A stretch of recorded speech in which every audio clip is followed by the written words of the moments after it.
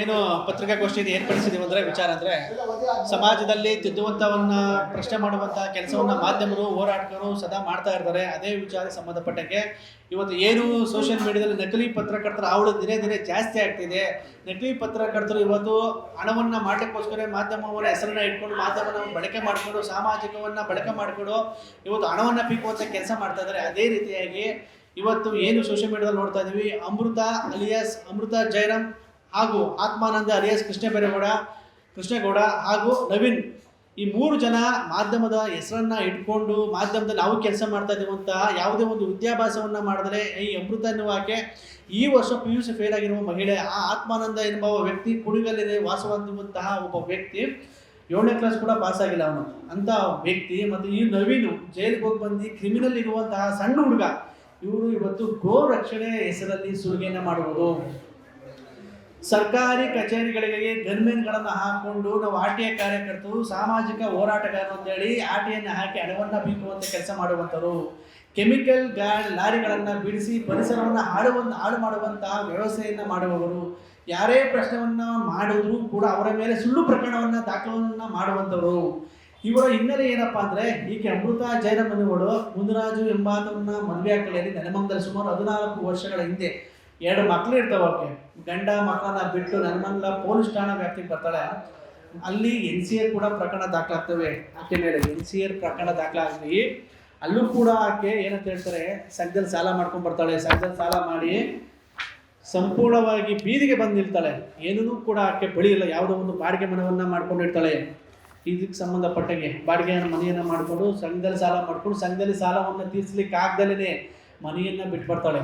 ಹಾಗಾಗಿ ಇದಕ್ಕೆ ಸಂಬಂಧಪಟ್ಟಂಗೆ ದಾಖಲಾತಿಗಳಿರ್ತವೆ. ಅಲ್ಲಿ ಸ್ಟೇಟ್ಮೆಂಟ್ ಆಗ್ತದೆ, ಹೌದು ನಾನು ಸಂಘ ಸಾಲ ಮಾಡಿದ್ದೀನಿ, ಕಟ್ಟಲಿಕ್ಕೆ ಆಗ್ತಿಲ್ಲ, ನನಗೆ ಈ ಬಾಡಿಗೆ ಮನೆ ನಮ್ಮ ತಾಯಿ ಜೊತೆ ಇದ್ದೀನಿ, ನನಗೆ ತಿನ್ನೋದಕ್ಕೆ ಆಗ್ತಾ ಇಲ್ಲ, ದಯಮಾಡಿ ಸಹಾಯ ಮಾಡಿ ಅಂತ ಅಂಶವನ್ನಿಗೆ ಪರಿಗಣನೆ ತಗೊಂಡು ಆಕೆ ಏನು ಮಾಡ್ತಾಳೆ, ಸೊ ಒಂದು ಗಂಡ ಹೆಂಡತಿಯರ ನಡುವೆ ಸ್ಟೇಟ್ಮೆಂಟ್, ಅದು 2023ರಲ್ಲಿ ಯಾವುದು ನೆಲಮಂಗಲ ಗ್ರಾಮಾಂತರ ಪೊಲೀಸ್ ಠಾಣೆಯಲ್ಲಿ ಇದನ್ನು ನಕಲಿ ಮಾಡ್ಲಿಕ್ಕೆ ಸಾಧ್ಯ ಇಲ್ಲ. ಇದು ಆನ್ ರೆಕಾರ್ಡ್ಸ್, ಗೌರ್ಮೆಂಟ್ ರೆಕಾರ್ಡ್ಸ್, ಇದರಲ್ಲಿ ರೆಕಾರ್ಡ್ಸ್ ಇದೆ 2023ರಲ್ಲಿ. ಇದಕ್ಕೆ ಸಂಬಂಧಪಟ್ಟಂಗೆ ಇದಾದ್ಮೇಲೆ 2024ರಲ್ಲಿ ಆಗ್ತದೆ.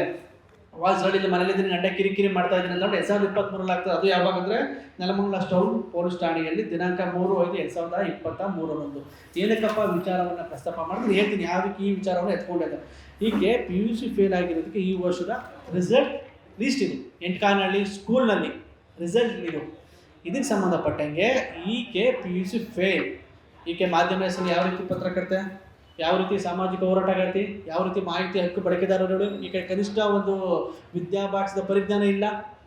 ಸೋಷಿಯಲ್ ಮೀಡಿಯಾದಲ್ಲಿ ತಾನು ಅಹಂ ಅಂತ ದೀರ್ಘವಾಗಿ ಮಾತಾಡುವ ಈ ಮಹಿಳೆ ಎಷ್ಟು ಮಟ್ಟಿಗೆ ನಾವು ಸಮಾಜದಲ್ಲಿ ತಗೊಳ್ಕೋಬೇಕು. ಅದಾದ ನಂತರ ಈಕೆ ಏನು ಮಾಡ್ತಾಳೆ, AK ನ್ಯೂಸ್ನ ಮಾಲೀಕನ ಜೊತೆ ಕಮಿಟ್ ಆಗ್ತಾಳೆ. ಆತ್ಮಾನಂದನ ಜೊತೆ ನಾನು ಕೆಲಸ ಮಾಡ್ತೀನಿ, ಸ್ನೇಹಪೂರ್ವಕ ಆಗಿರ್ಬೋದು, ಪ್ರೀತಿಗಾಗಿರ್ಬೋದು, ತಂದೆ ಸ್ಥಾನದಲ್ಲಿರ್ಬೋದು, ಅಣ್ಣ ಸ್ಥಾನ, ನಮಗೆ ಅದರ ಅವಶ್ಯಕತೆ ಇಲ್ಲ. ಆದರೆ AK ನ್ಯೂಸ್ನ ಕಟ್ತಂಥ ಆತ್ಮಾನಂದ, ಅವನ ಕ್ವಾಲಿಫಿಕೇಷನ್ 7ನೇ ಕ್ಲಾಸು 8ನೇ ಕ್ಲಾಸು, 10ಕ್ಕೂ ಹೆಚ್ಚು ಪ್ರಕರಣವನ್ನು ದಾಖಲೆ ಇರುವಂತಹ ಆತ್ಮಾನಂದ ನೆಲಮಂಗಲ ಪೊಲೀಸ್ ಠಾಣೆಯಲ್ಲಿ 2 ಪ್ರಕರಣ, ಎಕ್ಸ್ಟ್ರಾಕ್ಷನ್ ಕೇಸ್ ಹಣ ವಸೂಲಿ ಪ್ರಕರಣದಲ್ಲಿ, ಕುಣಿಗಲ್ ಪೊಲೀಸ್ ಠಾಣಾ ವ್ಯಾಪ್ತಿಯಲ್ಲಿ 3 ಪ್ರಕರಣ, ಅದು ಗನ್ಮ್ಯಾನಕ್ಕೆ ಬೆದರಿಕೆ ಹಾಕಿರೋದು ಸಹಿತ. ಅದಾದ ನಂತರ ಬ್ಯಾಡಳ್ಳಿ ಪೊಲೀಸ್ ಠಾಣೆಯಲ್ಲಿ 2 ಪ್ರಕರಣಗಳು, ಕೆಂಗೇರಿ ಪೊಲೀಸ್ ಠಾಣೆಯಲ್ಲಿ ಎಕ್ಸ್ಟ್ರಾಕ್ಷನ್ ಕೇಸ್ ಪ್ರಕರಣ, ರಾಜಗೋಪಾಲನಗರ ಪೊಲೀಸ್ ಠಾಣೆಯಲ್ಲಿ 2 ಪ್ರಕರಣ. ಹೀಗೆ ಹಲವು ರೀತಿಯ ಹಿನ್ನೆಲೆಯಲ್ಲಿರುವಂತಹ ಪ್ರಕರಣಗಳಿರುವ ಈ ವ್ಯಕ್ತಿ ಯಾವ ನೈತಿಕತೆಯಿಂದ ಈ ಮಾಧ್ಯಮದಲ್ಲಿ ಸೇರ್ಕೊಳ್ಳೋಕೆ ಇಷ್ಟಪಡ್ತಾನೆ, ಯಾವ ರೀತಿಯಾಗಿ ಮಾಧ್ಯಮದ ಹೆಸರು, ನಿಮಗೆ ನಾಚಿಕೆ ಮಾನ ಮರ್ಯಾದಿಲ್ವ ಈ ವ್ಯಕ್ತಿಗೆ?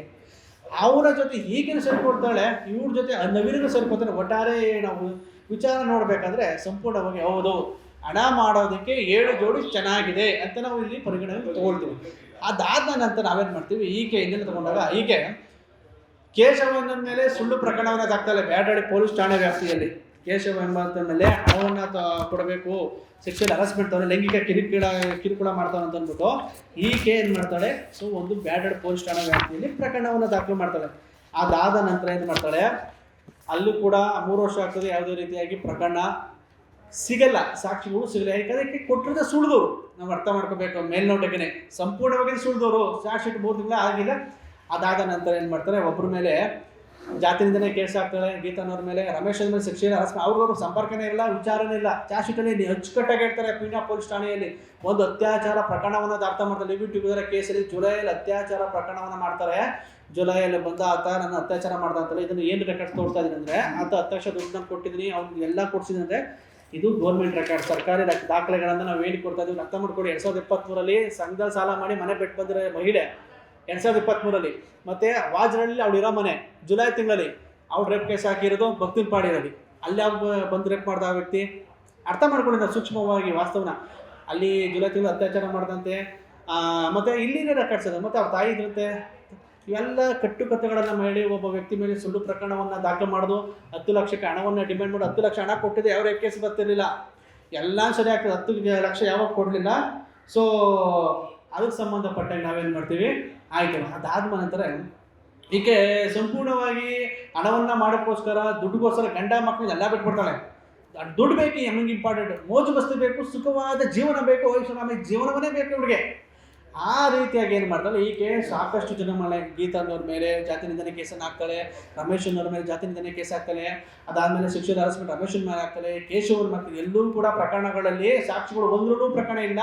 ಯಾರ ಹೆಸರನ್ನು ಗೀತಾನ ಹೆಸರು ಮತ್ತು ರಮೇಶನ್ನ ಕೈ ಬಿಡ್ತಾರೆ. ಯಾಕಂದರೆ ಅದ್ರ ಆಧಾರನೇ ಇಲ್ಲ ಸಾಕ್ಷಿನ ಕೊಡಿ, ಕೇವಲ ಹೆದರಿಕೆಗೆ ಒಂದು ಭಯಪಡಿಸೋದಕ್ಕೆ ಹಣವನ್ನು ಪೀಕೋದಕ್ಕೆ ಮಾಡೋದಕ್ಕೆ ಕೆಲಸ ಮಾಡ್ತಾಳೆ. ಅದಾದ ನಂತರ ಏನಂತಾರೆ, ಇವರಿಬ್ಬರು ಒಟ್ಟಿಗೆ ಕೊಡ್ತಾರೆ. ಒಟ್ಟಿಗೆ ಕೊಡಿದ್ಮೇಲೆ ಗೋ ರಕ್ಷಣೆ ಹೆಸರಲ್ಲಿ ಸುಲಿಗೆಯನ್ನು ಮಾಡ್ತಾರೆ. ಹಲವಾರು ಮೆಡಿಕಲ್ಲು, ಸ್ಪಾ, ಪಬ್ಗಳಲ್ಲಿ ಹಲವಾರು ರೀತಿಯ ಅರ್ಜಿಗಳನ್ನು ಹಾಕಿ ಆಟೆಯಲ್ಲಿ ಹಣವನ್ನು ಪೀಕೋಂಥ ಕೆಲಸ ಮಾಡ್ತಾಳಿಕೆ. ಈ ವ್ಯಕ್ತಿ ಅಮ್ಮ 2024ರಲ್ಲಿ 2023ರಲ್ಲಿ ಸಂಘ ಸಾಲ ಮಾಡಿ ಬಂದಿರೋಕ್ಕೆ 2024ರಲ್ಲಿ ದಾವಸ್ಪೇಟೆ ಪೊಲೀಸ್ ಠಾಣಾ ವ್ಯಾಪ್ತಿಯಲ್ಲಿ ಒಂದು ಪಿಟಿಷನ್ ಆಗ್ತದೆ ಎಸ್ ಪಿ ಅವ್ರ ಕಡೆಯಿಂದ. ನೀನು ಮೆಡಿಕಲ್ ಸ್ಟೋರು ಆಸ್ಪತ್ರೆ ಹಣ ವಸೂಲಿ ಮಾಡ್ತಾ ಇದೆಯಾ, ಅದಕ್ಕೆ ಸಂಬಂಧಪಟ್ಟಂಗೆ ನಿಮ್ಮಲ್ಲಿ ತನಿಖೆ ತಗೋಬೇಕು, ದೂರಕ್ಕೆ ಬಂದಿದ್ದಂದಾಗ ಈಕೆ ಏನು ಮಾಡ್ತಾಳೆ, ನಾನು ಮಾಧ್ಯಮದಲ್ಲೇ ಕೆಲಸ ಮಾಡ್ತಿಲ್ಲ, ನಾನು ಸಂಸಾರ ಮಾಡ್ತಾ ಇದ್ದೀನಿ, ನಾನು ಯಾವುದಾದ್ರು ಎಲ್ಲ ಶಿವರಾಜರು ಬಂಡವಾಳ ಬಿಡಿದ್ರೆ ಅವ್ರ ಕೆಲಸ ಮಾಡಿದ್ರೆ ನಾನು ಸಂಸಾರ ಮಾಡ್ತಾ ಇದ್ದೀನಿ ಅಂತ ಆ ಎಮ್ಮನೆ ಬರ್ಕೊಡ್ತಾಳೆ. ಇದರಲ್ಲಿ ದಯಮಾಡಿ ನೀವು ನೋಡಿ, ಇದರಲ್ಲಿ ಅವಳೇ ಖುದ್ದ ಬರ್ಕೊಡ್ತಾಳೆ, ಮಾರ್ಕ್ ಮಾಡಿದ್ದೀನಿ. ನಾನು ಗೃಹಿಣಿ ಆಗಿದ್ದೀನಿ. ಯಾವಾಗ 2024 4ನೇ ತಿಂಗಳು 14ನೇ ತಾರೀಕಲ್ಲಿ ಅವಳೇ ಬರ್ಕೊಡ್ತಾಳೆ. ಅದೇ ಎಸ್ ಪಿ ಅವ್ರಿಗೆ ದಾವಸ್ಪೇಟೆ ಪಿಟಿಷನ್. 2023ರಲ್ಲಿ ಸಂಘ ಸಾಲ ಮಾಡಿರೋಳು, 2024ರಲ್ಲಿ ಗೃಹಿಣಿ ಆಗಿರೋಳಿಗೆ ಇವತ್ತು 2-3 ಕಾರು, ಐಷಾರಾಮಿ ಜೀವನ, ಗನ್ಮ್ಯಾನ್, ಅದು 2 ಗನ್ಮ್ಯಾನ್ಗಳು, 2 ಬೌನ್ಸರ್ಗಳು, 2 ಕಾರು, ಇವಾಗ ನಾನು ಹೊಸ XUV ಕಾರ್ಗಳು ಬುಕ್ ಮಾಡಿರೋದು. 5 ತಿಂಗಳು ಎಲ್ಲಿಂದ ಬಂತು ದುಡ್ಡು ಈಕೆಗೆ? ಫೇಸ್ಬುಕ್ಕಲ್ಲಿ ನಾನು ಮೆಡಿಕಲ್ ಮುಚ್ಚಿಸ್ದೆ, ಗೋರಕ್ಷಣೆ ಹಿಡಿದೆ, ಅದು ಮುಚ್ಚಿಸ್ದೆ. ಹೌದಾ, ಮನೆ ಇದೇ ಮಾಡಿರೋರಿಗೆ, ಇಷ್ಟು ಒಳ್ಳೆ ಕೆಲಸ ಮಾಡೋರಿಗೆ ಯಾರನ್ನ ಬಹುಶಃ ಅರ್ಥ ಮಾಡ್ಕೊಟ್ರೆ ದುಡ್ಡು ಬರೋಕ್ಕೆ ಸಾಧ್ಯ ಇದೆ. ಎಷ್ಟೊಂದು ಇಷ್ಟು ಬೇಗ ನಾವು ಕ್ಲಿಕ್ಕಾಗಿ ನಮಗೂ ಯಾಕೆ ಬಿಸ್ನೆಸ್ ಮಾಡಬೇಕು ಅಂತ ನಮಗೂ ಚೂರು ಹೇಳ್ಕೊಟ್ರೆ ಸಾಕವರು. ಸೊ ಅದಾದಮೇಲೆ ಫ್ಯಾಮಿಲಿ ಟಾರ್ಗೆಟ್ ಮಾಡೋದು. ಇವಕ್ಕೆ ಬಗ್ಗೆ ಏನಾದರೂ ವೈಯಕ್ತಿಕವಾಗಿ ಅವ್ರ ತಂದೆ ತಾಯಿ ವೀಕ್ನೆಸ್ ಹಿಡಿದು ಅವ್ರ ತಂದೆ ತಾಯಿಗೆ ಹತ್ರ ಬೇರೆ ಥರ ಹುಟ್ಟು ಸುಳ್ಳುಗಳು ಹೇಳೋದು, ಬೇರೆ ಫ್ರೆಂಡ್ಸ್ಗಳು ಸುಳ್ಳು ಹೇಳೋದು, ಹುಡುಗರಿಗೆ ಗಾಂಜಾ ಹೊಡಿಸೋದು, ಎಣ್ಣೆ ಕುಡಿಸೋದು, ಅವ್ರ ಮೇಲೆ ಎತ್ಕಟ್ಟ ಕೆಲಸ ಮಾಡೋದು, ದುಡ್ಡು ಕೊಡ್ತೀನಿ ಅನ್ನೋದು, ಅಧಿಕಾರಿಗಳನ್ನ ಬೆದರಿಕೆ ಹಾಕೋದು, ಅಧಿಕಾರಿಗಳು ಟ್ರಾಪಿಂಗ್ ಮಾಡೋದು, ಈ ರೀತಿಯಾಗಿ ಹನಿ ಟ್ರಾಪ್ ಕೆಲಸವನ್ನು ಈಕೆ ಮಾಡ್ಕೊಂಡ್ಬರ್ತಾಳೆ. ಅದಾದ ನಂತರ ಏನು ಮಾಡ್ತಾಳೆ, ಸೊ ಇದಕ್ಕೆ ಸಂಬಂಧಪಟ್ಟಂಗೆ ಅಮೃತ ಅನ್ನುವಾಗಲೇ ಏಕನಿರ್ವಸನ ಜೊತೆ ಸೇರಿಕೊಂಡು ಆದಮೇಲೆ ಸಾಕಷ್ಟು ರೀತಿಯಾಗಿ ಕೆಮಿಕಲ್ ದಂಧೆ ಮಾಡೋದು, ಸ್ಪಾ ರೈಡ್ ಮಾಡಿಸೋದು, ಹಲವಾರು ರೀತಿ ಹಣವನ್ನು ವಸೂಲಿ ಮಾಡೋ ಕೆಲಸವನ್ನು ಸಾಕಷ್ಟು ರೀತಿಯಾಗಿ ಈಕೆ ಮಾಡ್ತಾ ಇದ್ದಾಳೆ. ತದನಂತರ ಒಟ್ಟಾರೆ ವಿಚಾರವನ್ನು ಏನಕ್ಕಪ್ಪ ವಿಚಾರ ಪ್ರಸ್ತಾಪ ಮಾಡ್ತಾ ಇದ್ದೀನಿ ನಾನು ಇವಾಗ ಅಂದರೆ, ಫೇಸ್ಬುಕ್ಕಲ್ಲಿ ಇವಾಗ ಸ್ಟಾರ್ಟ್ ಮಾಡಿದ್ರು, ನಾನು ಸತ್ಯ ನಿಷ್ಠೆ ಪ್ರಾಮಾಣಿಕತೆಯಿಂದ ಇದ್ದೀನಿ, ನಾನು 1 ರೂಪಾಯಿನೂ ಮುಟ್ಟಲ್ಲ, ನಾನು 1 ರೂಪಾಯಿನೂ ನಾನು ಎಲ್ಲೂ ಕೈ ಒಡ್ಡಿಲ್ಲ ಅಂತ ಮಹಾಪುಣ್ಯತಿಥಿ ಇಷ್ಟು ಈ ರೀತಿಯಾಗಿ ಸ್ಟೇಟ್ಮೆಂಟನ್ನು ಕೊಟ್ಟ ತಾಯಿ ರಾಜಗೋಪಾಲ ನಗರದಲ್ಲಿ ಈಕೆ ಮೇಲೆ ಪ್ರಕರಣ ದಾಖಲಾಗ್ತದೆ. ಸುಮಾರು 2 ವರ್ಷಗಳಿಂದ SKP ಟ್ರೆಂಡರ್ಸ್ಗೆ ಸಂಬಂಧಪಟ್ಟಂಗೆ ಅಥವಾ ಲೀಗಲ್ ಆಗಿರ್ತಾನೆ.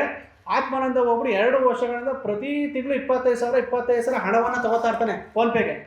ನೋಡಿ, ಇದೇ ಫೋನ್ಪೇಗೆ ಇಲ್ಲೇ ನೋಡಿ, ಆತ್ಮಾನಂದ ಅಂತಿದೆ, 25,000, 5,000, 20,000 ಪ್ರತಿ ತಿಂಗಳು ತಗೋತಾ ಇರ್ತಾನೆ. 2 ವರ್ಷ ಅವನೇನು ಮಾಡ್ತಾನೆ, ನಾನು ಲೀಗಲ್ ಆಗಿದ್ದೀನಿ, ನಾನೇನು ದುಡ್ಡು ಕೊಡಬೇಕು ಅಂತ ತಿರುಗಿ ಬಿಡ್ತಾನೆ.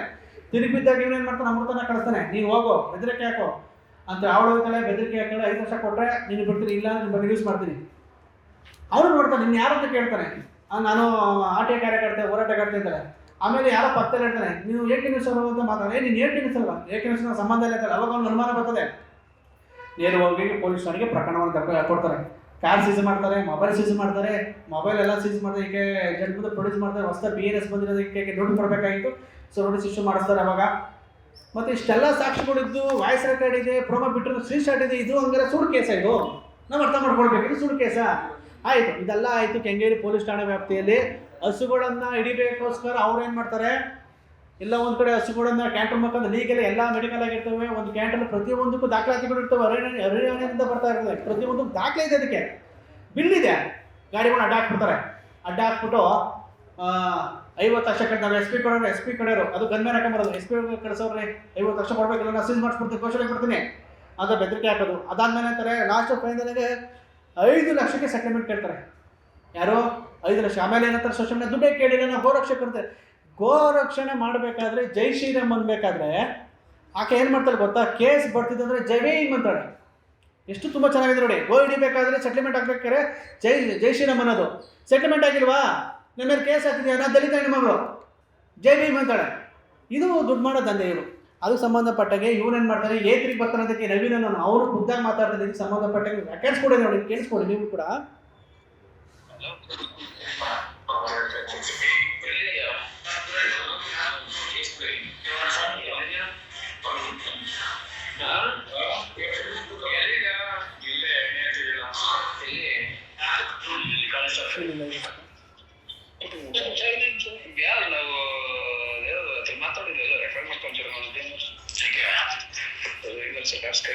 ನೋಡಿ ಅವರಿವ್ರೆ ಕೇಸಲ್ಲಿ ಅವರವರ ಪ್ರಕರಣಗಳು A3 A4 ಮಾತಾಡ್ಕೊಂಡು ರೆಕಾರ್ಡ್ ಇದು.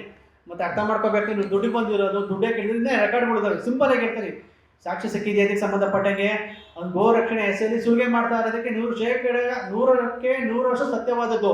ರಾಜಗೋಪಾಲ ನಗರದಲ್ಲಿ ಇದಕ್ಕೆ ದಾಖಲೆ ಪ್ರಕಾರ ಇವರು ಮಾಡಿರೋ ಅಪರಾಧವು ಕೃತ್ಯ ಅದು ಸತ್ಯವಾದದ್ದು. ಇನ್ನು ಪ್ರಾಮಾಣಿಕತೆಯಿಂದ ಬ್ಯಾಡಳ್ಳಿ ಪೊಲೀಸ್ ಠಾಣೆ ವ್ಯಾಪ್ತಿ ಬರ್ತೀವಿ ನಾವು.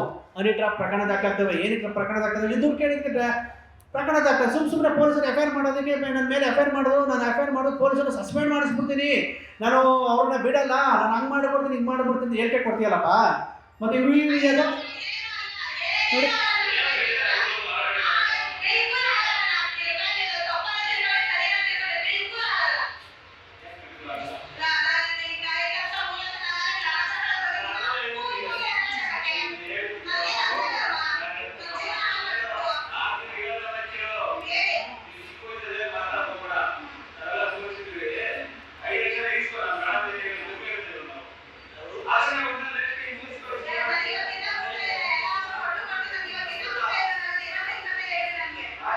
ಸೊ ಅರ್ಥ ಮಾಡ್ಕೊಳ್ಳಿ, ಇದಕ್ಕೆ ಸಾಕಷ್ಟು 10 ಲಕ್ಷ ರೂಪಾಯಿ ದುಡ್ಡು ಕೊಟ್ಟರೆ ಆ ವ್ಯಕ್ತಿ 10 ಲಕ್ಷ ದುಡ್ಡು ಕೊಟ್ಟಿಲ್ಲ ಅತ್ಯಾಚಾರಿ ಸಂತೋಷ ಆಗ್ಬಿಡ್ತಾಳೆ ಆಕೆ.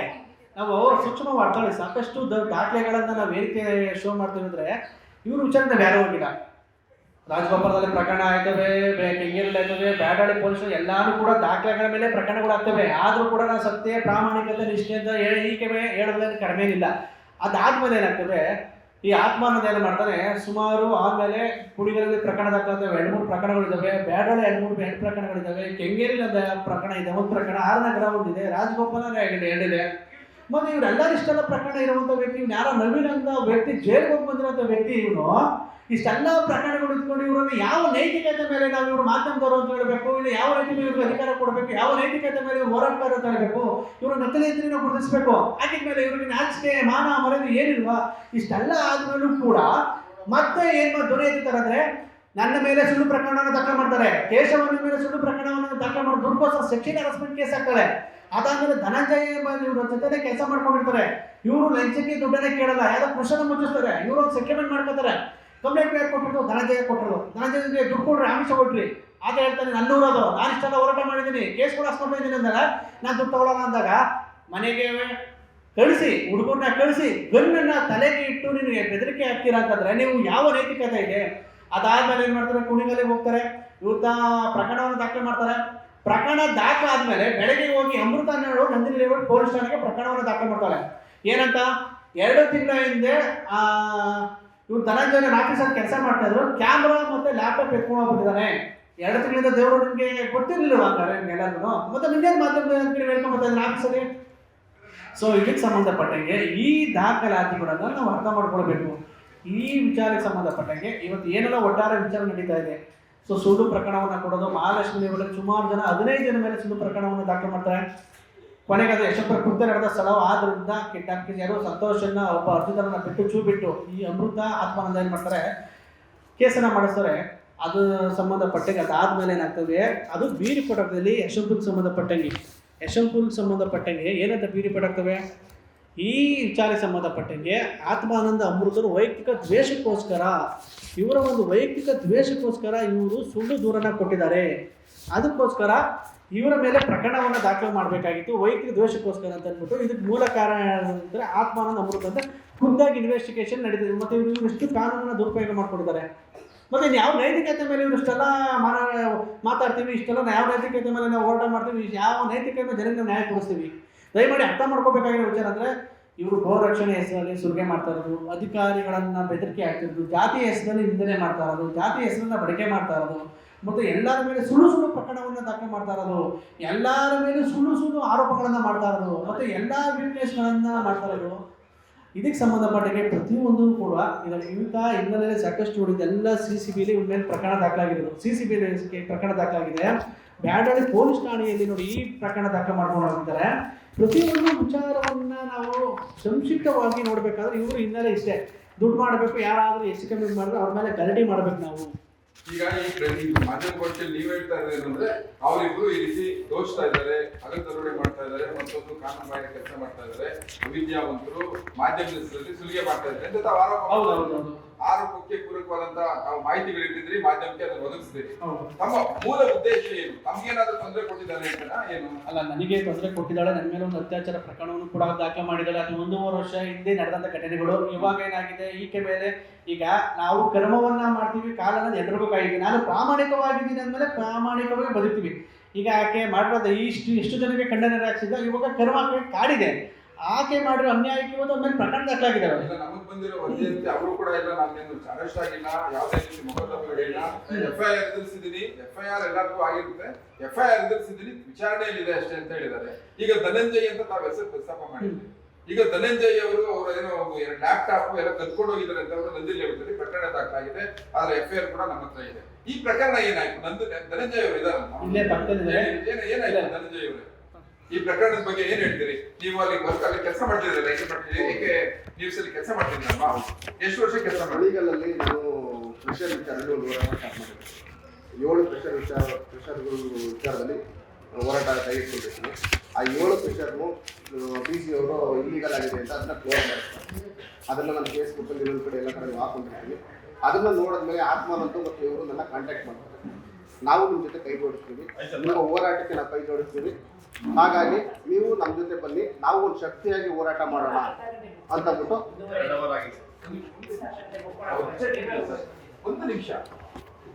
ಹೋರಾಟ ಮಾಡೋಣ ಅಂತ ಹೇಳ್ಬಿಟ್ಟು ನಾವು ಜೊತೆನಲ್ಲಿ ಹೋರಾಟ ಮಾಡ್ತೀವಿ, ಬನ್ನಿ ಕೈ ಜೋಡಿಸ್ತೀವಿ ಅಂತಂದ್ಬಿಟ್ಟು ಹೇಳಿದಾಗ ಬನ್ನಿ ಅಂತ ಕರೆಸ್ಕೊಂತಾರೆ.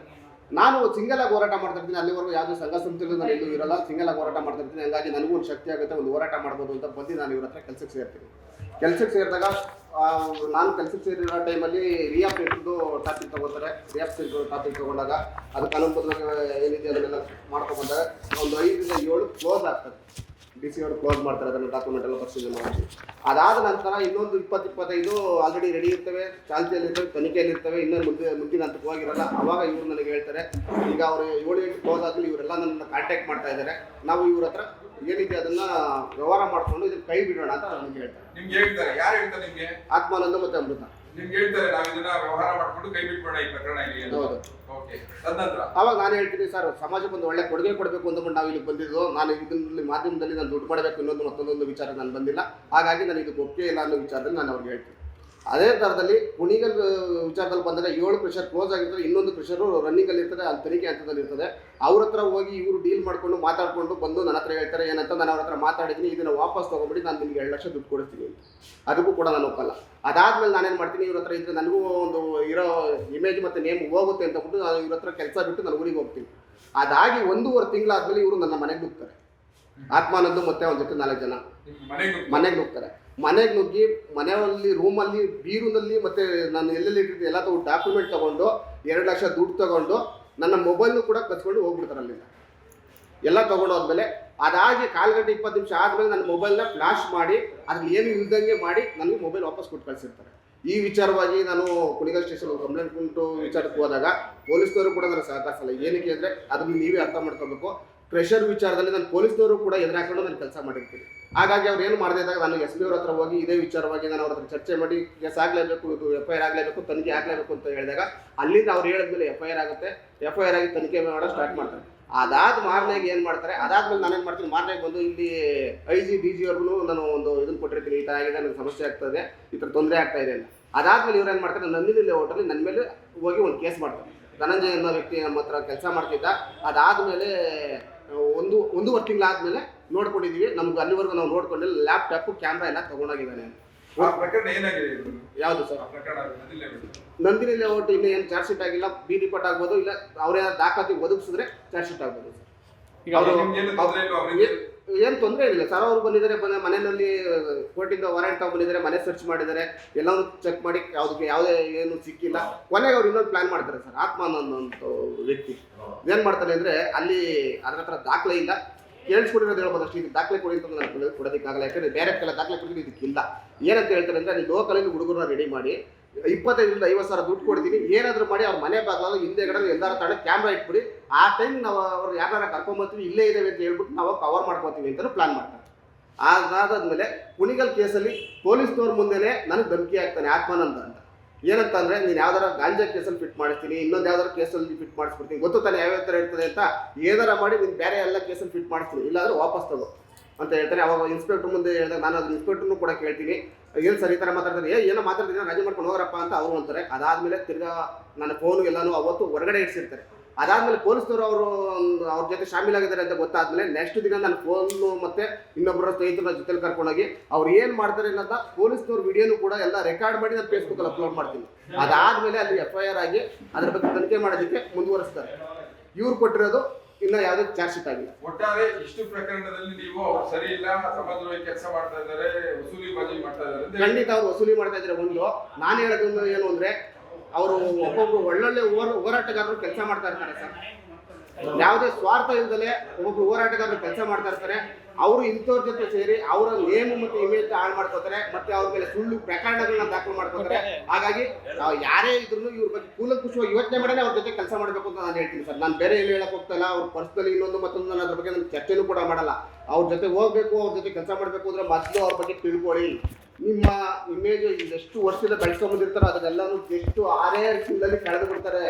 ನಿಮ್ಮನ್ನ ತಗೊಂಡೋಗಿ ಇದು ಜೈಲಲ್ಲಿ ಕೂರ್ಸಂತ ಕೆಲಸ ಮಾಡ್ತಾರೆ, ಸುಳ್ಳು ಕೇಸ್ ಹಾಕಂತ ಕೆಲಸಗಳು ಮಾಡ್ತಾರೆ.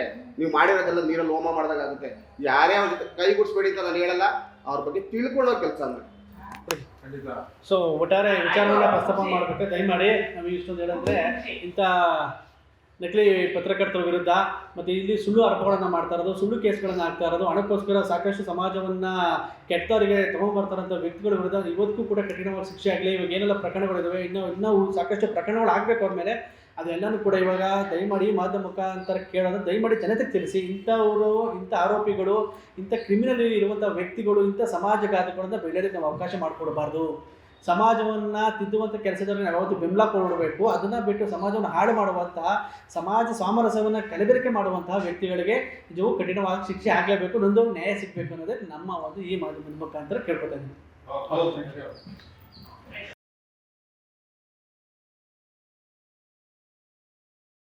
ಸೊ ನಾನು ಹೇಳೋದಕ್ಕೆ ಒಂದೇ ಇಷ್ಟಪಡ್ತೀನಿ, ಎಲ್ಲದಕ್ಕೂ ನಾನು ಕಾನೂನಿನ ಮುಖಾಂತರ ಉತ್ತರ ಕೊಡ್ತೀನಿ.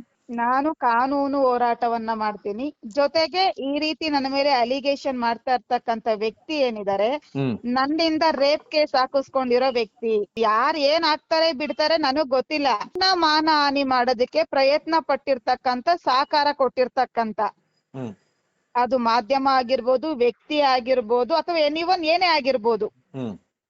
ಸೊ ಪ್ರತಿ ಒಂದು ವಿಚಾರವನ್ನು ಕೂಡ ನಾನು ಕಾನೂನಿನ ರೀತಿಯಲ್ಲಿ ಹೋರಾಟನ ಕೈಗೆತ್ಕೊಂತೀನಿ.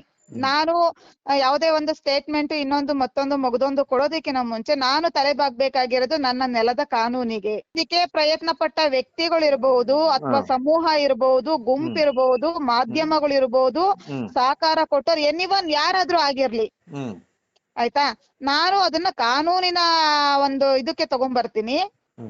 ಕಾನೂನು ಹೋರಾಟ ಮಾಡ್ತೀನಿ. ಉತ್ತರನ ಮಿಕ್ಕಿದವರೆಲ್ಲ ಅವರು ಕೂಡ ಕಾನೂನಿನ ಮುಖಾಂತರನೇ ಉತ್ತರ ಕೊಡ್ಲಿ. ನನ್ನ ಮಾನ ಹಾನಿ ಮಾಡೋದಕ್ಕೆ ಸಹಕಾರ ಕೊಟ್ಟೋರ್ ಇರ್ಬೋದು, ಮಾಡ್ದವ್ರು ಇರ್ಬೋದು, ಎಲ್ರ ಮೇಲೂ ನಾನು ಕೋರ್ಟ್ಗೆ ಹೋಗ್ತೀನಿ. ಇಲ್ಲಿ ಯಾವ್ದು ಬಹಿರಂಗವಾಗಿರೋಂಥದ್ದು ಆ ವ್ಯಕ್ತಿ ಸುದ್ದಿ ಮಾಧ್ಯಮಗಳಾಗಿದೆ. ನನ್ನ ಫೇಸ್ಬುಕ್ ಪೇಜ್ ನ ಓಪನ್ ಮಾಡಿದ್ರೆ ಆ ವ್ಯಕ್ತಿ ನನಗೆ ಹೇಗೆ ವಂಚನೆ ಮಾಡಿದಾನೆ ಸುದ್ದಿ ಮಾಧ್ಯಮಗಳಲ್ಲಿ ಬಂದಿರೋದು ನಾನು ಹೇಳ್ತಾ ಇದ್ದೀನಿ, ಅದು ಓಕೆ, ನಾನು ಎಲ್ಲಾ ಕಡೆ ಘಂಟಾಘೋಷವಾಗಿ ಹೇಳ್ತೀನಿ, ಅದು ಬೇರೆ. ಇದು ಯಾರಿಗೂ ಗೊತ್ತಿಲ್ಲದೆ ಇರೋಂತ ಸುದ್ದಿ ಅಲ್ಲ, ಎಲ್ಲಾ ಸುದ್ದಿ ಮಾಧ್ಯಮಗಳಿಗೂ ಗೊತ್ತಿದೆ. ಯಾಕಂದ್ರೆ ನನ್ನ ಮೇಲೆ ಆರೋಪ ಮಾಡ್ತಾ ಇರೋ ವ್ಯಕ್ತಿ, ನಾನು ರೇಪ್ ಕೇಸ್ ಹಾಕಿರೋಂತ ವ್ಯಕ್ತಿ, ನನ್ನನ್ನ ಅತ್ಯಾಚಾರ ಮಾಡಿದಂತ ವ್ಯಕ್ತಿ, ಆಯ್ತಾ, ನಾನು ಬಹಳ ಸ್ಪಷ್ಟವಾಗಿ ಇದನ್ನ ಹೇಳ್ತಿದ್ದೀನಿ. ನನ್ನನ್ನ ಅತ್ಯಾಚಾರ ಮಾಡಿದಂತ ವ್ಯಕ್ತಿ ನನ್ನ ಬಗ್ಗೆ ತಪ್ಪು ಸಂದೇಶನ ಸಮಾಜಕ್ಕೆ ಸಾರ್ತಾ ಇದ್ದಾರೆ. ನಾನಿಲ್ಲಿ ಬಹಳ ಸ್ಪಷ್ಟವಾಗಿ ಹೇಳೋದೇನು ಅಂತ ಅಂದ್ರೆ, ನಾನು ಕೂಡ ಮಾಧ್ಯಮದಲ್ಲಿ ಕ್ಷೇತ್ರದಲ್ಲಿ ಇರೋದ್ರಿಂದ ಕೆಲವೊಂದಷ್ಟು ಮಾಧ್ಯಮಗಳು ಕೂಡ ಬೆಂಬಲವಾಗಿ ನಿಂತ್ಕೊಂಡು ಇನ್ನೇನು ಬೆಂಬಲವಾಗಿ ನಿಂತ್ಕೊಂಡು ಪೂರಕವಾಗಿ ಅವರಿಗೆ ಪ್ರಚೋದನೆ ನೀಡಿ ಅವ್ರ ಕಡೆಯಿಂದನೂ ಆಗಿ ಇವರು ಕೂಡ ನನ್ನ ಮಾನಹಾನ ಮಾಡೋ ಉದ್ದೇಶದಿಂದಾನೇ ಮಾಡಿದ್ದಾರೆ ಅಂತ ನಾನು ಕೋರ್ಟ್ಗೆ ಹೋಗ್ತೀನಿ. ಕೋರ್ಟ್ ಅಲ್ಲಿ ಏನ್ ಬೇಕೋ ಏನ್ ಆಗ್ಬೇಕು ಇದೆ ಕಾನೂನುಬದ್ಧವಾಗಿ ಏನಾಗ್ಬೇಕೋ ಅದಾಗ್ಲಿ. ರಾಜಧಾರಿ ಟಿವಿ, ಅಡೆತಡೆ ಇಲ್ಲದ ಪ್ರಜಾದಾರಿ.